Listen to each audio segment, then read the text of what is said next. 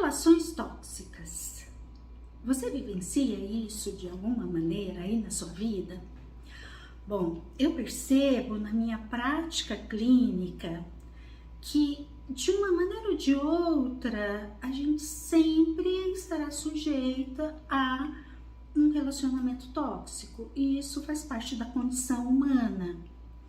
Mas e aí, quando isso surge na sua vida, na sua experiência de vida, o que você faz? Você tem recursos para colocar limites?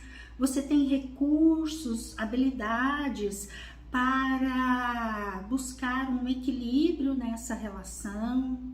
Você tem recursos, habilidades para fazer uma análise e perceber que tanto que essa relação é tóxica ou não, e se for muito tóxica, sair fora, porque ali o seu prejuízo vai ser muito grande? Bom, nem todo mundo consegue fazer isso. Quero te falar um pouquinho sobre isso, relações tóxicas. Fica aqui comigo. Bom, sou Inês Rosângela, sou psicóloga, consteladora familiar, especialista em relações tóxicas, seja com quem for. O cônjuge, os irmãos, os pais, o chefe, o vizinho, os filhos. Pois é, por que essas relações são tóxicas? O que tem que ser modificado, pelo menos da sua parte, para que não fique aí um sofrimento e um prejuízo tão grande para você? Bom, eu acho que uma primeira reflexão bem interessante é a gente olhar para o que é uma relação tóxica. Uma relação tóxica eu entendo como sendo aquela relação que de alguma forma tem abuso, seja o abuso físico, psicológico ou mental, emocional. Então, qual é o nível de abuso que acontece aí nas suas relações? Porque tudo é abuso. Eu acho que é importante falar sobre isso. Eu já atendi, principalmente mulheres, mas pode acontecer com os homens também, né? Mas na minha experiência clínica, eu atendo muitas mulheres e algumas me relatam assim que, não, mas ele não xinga. O meu marido, né, dando aqui um exemplo, o meu marido não xinga. O meu marido, ele não é violento fisicamente comigo. Ok, que bom. Poderia ser pior, né, se fosse assim. Mas, peraí, e por que você não fica confortável nessa relação? Será que, na verdade, está acontecendo ali algum outro tipo de abuso? Porque o abuso emocional e psicológico é abuso do mesmo jeito, tá?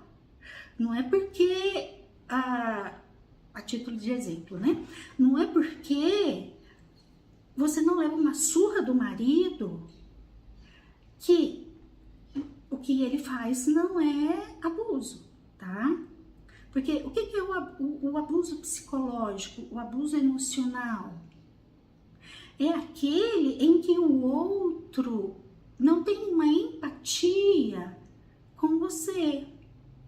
É aquele em que o outro, entre aspas, passa por cima de você de alguma maneira, né? Até tem uma metáfora que fala muito desse lugar, que é o capacho. Será que de alguma forma você está funcionando ali como um capacho?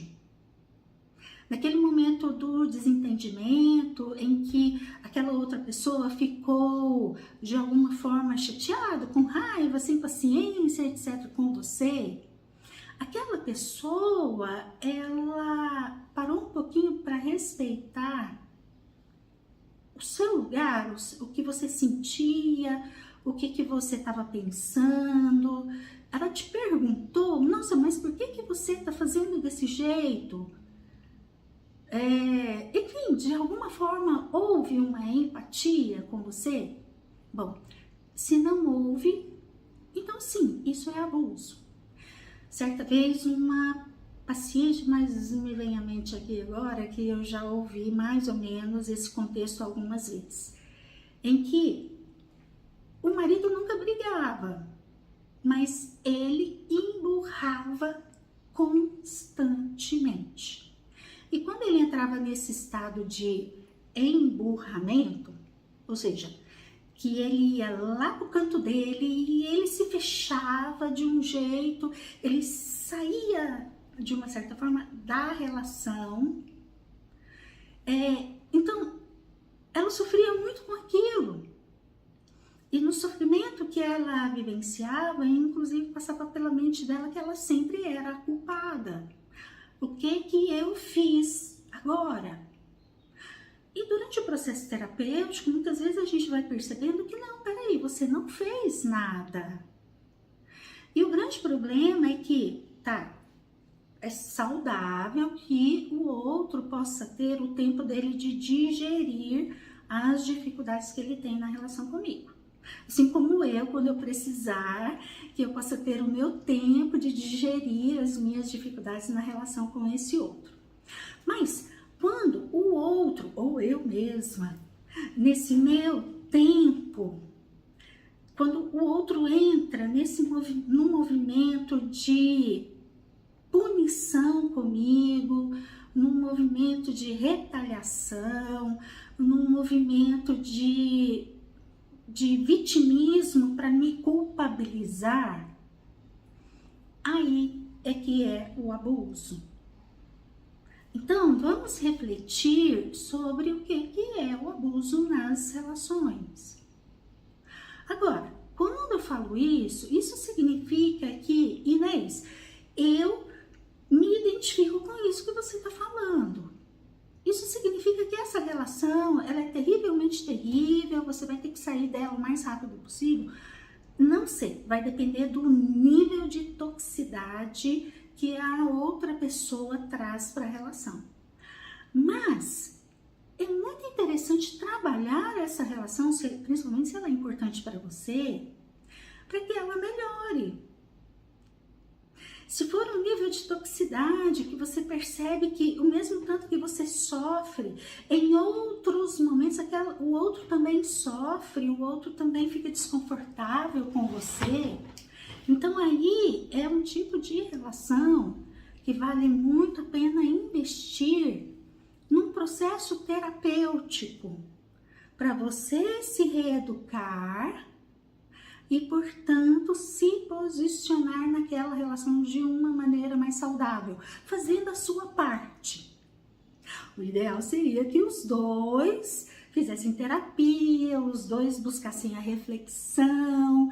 Nossa, como eu tenho uma dificuldade de respeitar o outro, deixa eu aprender como eu faço para ter empatia com o outro e poder respeitar o lugar do outro. Se ambos fizessem, lindo. Por vezes acontece, eu recebo pessoas que ambos se comprometem. Entretanto, muitas vezes o outro, ele não vai colaborar. Então faça a sua parte. Porque a possibilidade de sucesso, ela existe também e ela é grande. A partir dos limites que você coloca, o outro vai reagir e muitas vezes esse outro, ele vai reagir positivamente. Compreende? Bom, talvez você vai dizer assim, mas Inês, eu não tenho dinheiro para fazer terapia. Tudo bem. Então, enquanto eu não tenho dinheiro, estude.